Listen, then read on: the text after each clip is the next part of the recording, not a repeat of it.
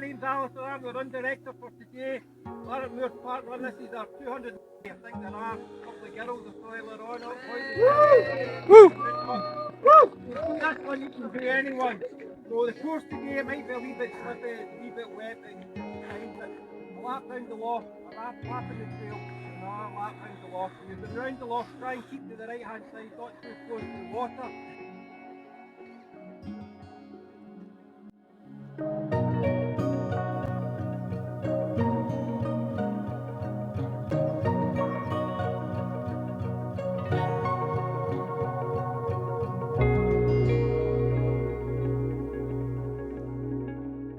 Guys, I'm a wee bit 5 minutes late, so is everybody ready? Faster, yes. To the front, please. Then we get to the front. 3, 2, 1, go!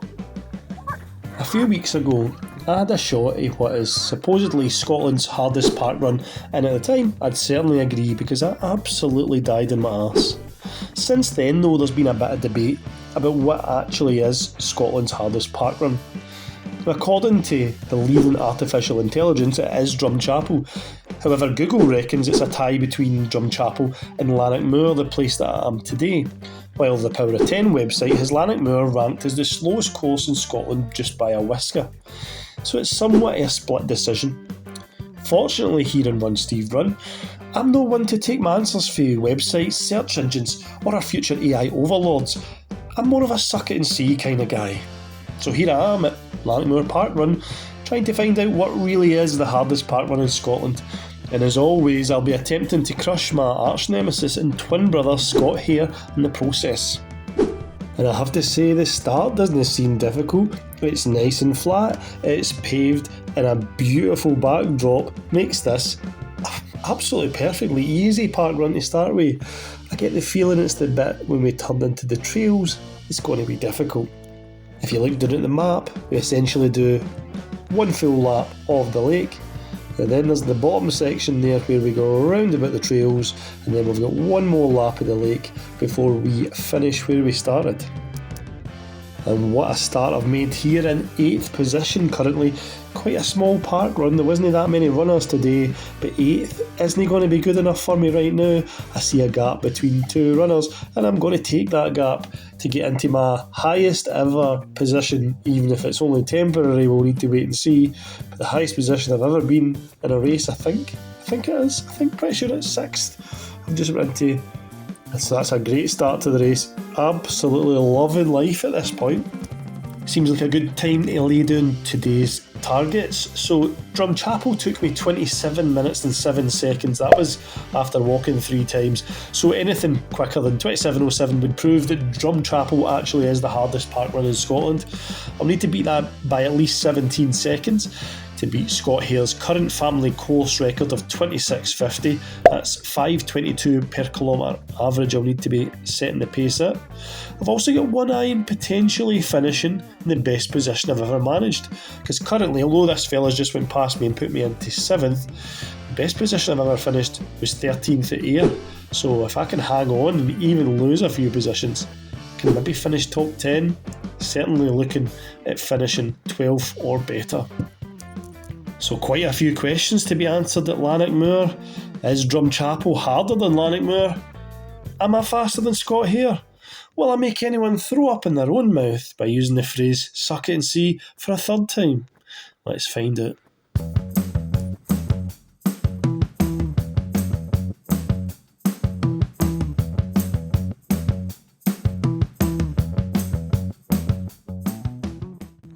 So that's me finished the first kilometre and nearly the first loop of the lake, and my Garmin has me finishing that kilometre in an absolutely wild 3 minutes and 59 seconds. If I can keep that pace up, I might end up going sub 20.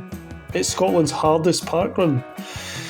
Either my Garmin's got it wrong, or classic Run Steve Run style, I went off way too fast and I'm going to die later on. I wonder what one it'll be.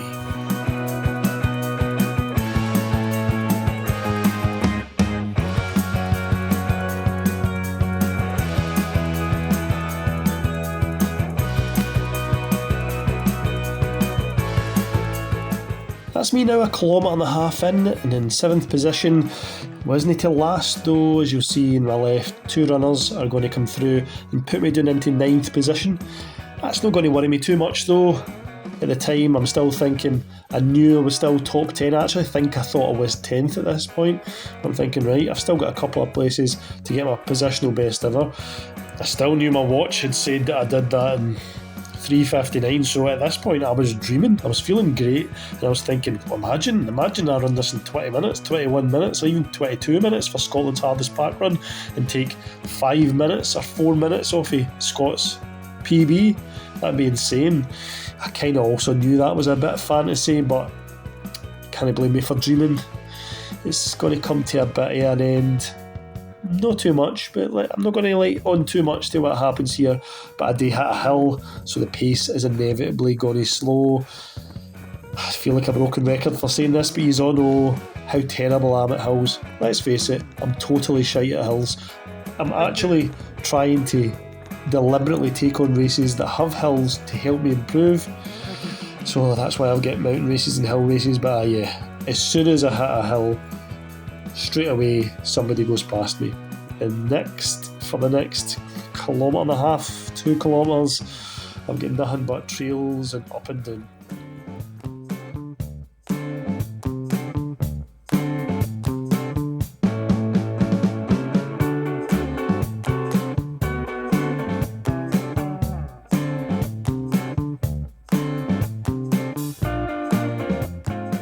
And the second kilometre certainly was slower than the first kilometre at 5:07. Starting to feel it a wee bit now. Actually feel not too bad, but certainly not as good as I was in the tarmac. It was nice and flat. That's reflected in the fact that I am overtaken Pushton into 11th place. Although I have to say, I didn't really mind too much when I was running through this absolutely scenic park run. It has to be one of the best looking park runs in Scotland, if not the UK. I mean, that start next to the lake and then into these trails, it's just fantastic. A chance today to try out my new trail shoes, my Saucony Peregrine 14s. Really enjoyed them. They're nice and grippy, nice and comfortable. I had tried them a wee bit on the Ayr or River Ayr Way before I came here, so I knew that they were going to be pretty good. I probably wouldn't have worn them again to Lanark Moor. I didn't realise there was quite so much on the concrete, given that there's 2 laps on the concrete and just 1 round the trails, so probably maybe 40% of it in trails. I don't think that I actually gained as much as I gave up, but I did enjoy wearing them, and I'm certainly enjoying running through these trails just now.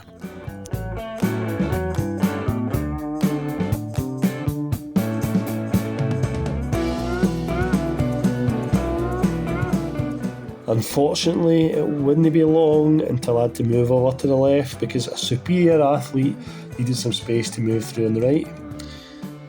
That's me now down in 12th position, and I finished my 3rd kilometre, which is up a wee bit further on, but we'll give you the update just now. My 3rd kilometre in a time of 5 minutes and 17, so it's slipping a bit. Still looking like I'm on for beating Scott's parkrun record as long as it doesn't completely 40 bits, but that's kind of how the splits were looking at Drumchapel, and then the arse completely fell out my race, so I've just got to try and not let that happen. Bit of downhill there, so I'm not losing. I think I actually gained on that running a wee bit there. No doubt there'll be some hills, and here we go, and she'll take off up to the top of the hill. It was after this hill here that I really started to feel it in my legs, and actually I think it was just after this hill that I took a decision that I was actually going to have to slow down or I was going to blow up. The weaving in and out of the trees and the roots is just absolutely killer in the legs. I'm not used to that sort of running. It's pretty much a straight line I'm used to running in. All last year was training along the beach, so it really was a straight line. When I did my marathon last year, obviously marathons are just running in pretty much a straight line the whole way, so this more dynamic running is taking a bit of getting used to, but that's what all this training's about. That's what all these difficult park runs, hill training and everything is going to help me become an overall better runner. Hopefully. We'll wait and find out.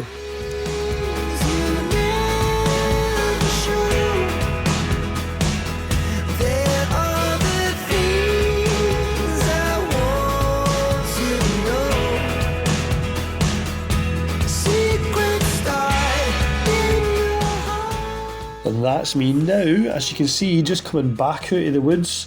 And I have to say, I was absolutely delighted to be coming back towards some tarmac. Not only some tarmac, some downhill tarmac. So that made me a happy boy. I see the water as I turn around the corner here and know that it is just a lap of the lake left to go. So I've got about 1.5 kilometres here to go. And I just almost fall down this hill, trying not to blow up, just trying to conserve some energy. Not much happened in terms of overtakes, there isn't that many people around about me. And I'm still in 12th position, so this would be, if I can maintain and not let anybody else overtake me, I would still manage to be the best position I've ever finished in. Let's hope that we're now back to some nice calm scenery, that I can stay calm and take this home. It's looking good for Scott's record, as I say, and really I could end up achieving everything I came here to achieve. Sub 25 would be nice, but it's the hardest parkrun in Scotland potentially. I'm not going to worry too much about that. Still really liking the scenery. It's starting to be overtaken by the pain of lactic acid building up in my legs though.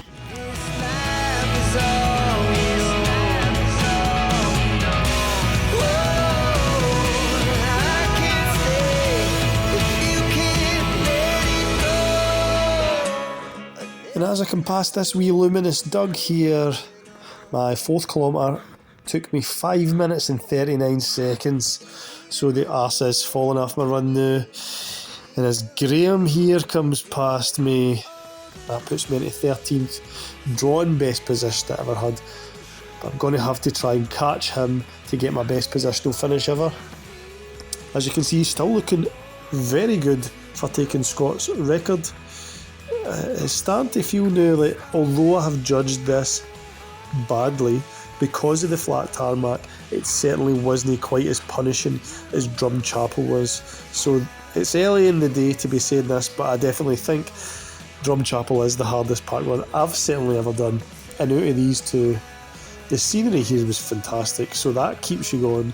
The flat tarmac is a welcome break for the trails. The trails themselves were absolutely murder, but Drumchapel was just constant, hill after hill after hill. Like 6 times you're going up pretty bad hills, so it kills you. Looking at Graham here, he is just starting to tear away from me. Don't think I'm going to catch him. Let's hope nobody else gets past me.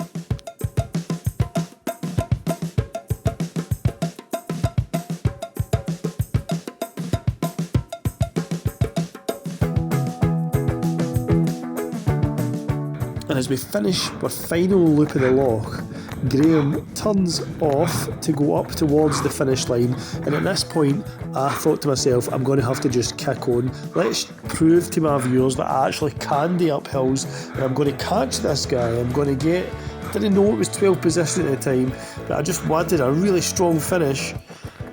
I really wanted a good showing, so I pushed as hard as I could. I spoke to Graham after, and he said at this point he could hear my footsteps, so that made him then kick on again. I'm still trying to give it everything that I've got. Because I'd slowed down so much, that last, the 4th kilometre, I actually had a wee bit left in me here, and I thought maybe I can get him on the kick.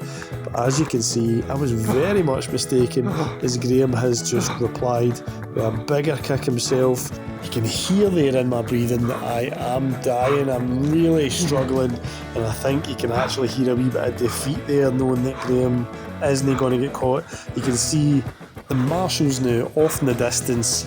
I have to absolutely praise the staff at Lanark Moor. When I arrived and I introduced myself and I said I was going to be recording, I couldn't have been more enthusiastic. There was even one of them stood and gave me a wee kind of speech on camera, which unfortunately the sound didn't record, but they were absolutely fantastic. They gave me a big wave as I finished here in a time of 25 minutes and 48 seconds, so I can't be disappointed with that. Smashed Scott's record. Didn't quite get the sub 20 that I thought I might get when I was 1 kilometre in, but I was always going to be optimistic. Cannot say enough, if you like scenic parkruns, if you like parkruns where the staff are fantastic, if you just want a really good run, highly recommend Lanark Moor. Really enjoyed it. I wish it wasn't so remote, because it takes me about an hour to drive to, and I'll probably be there every other week. No sure where I'll be going next week.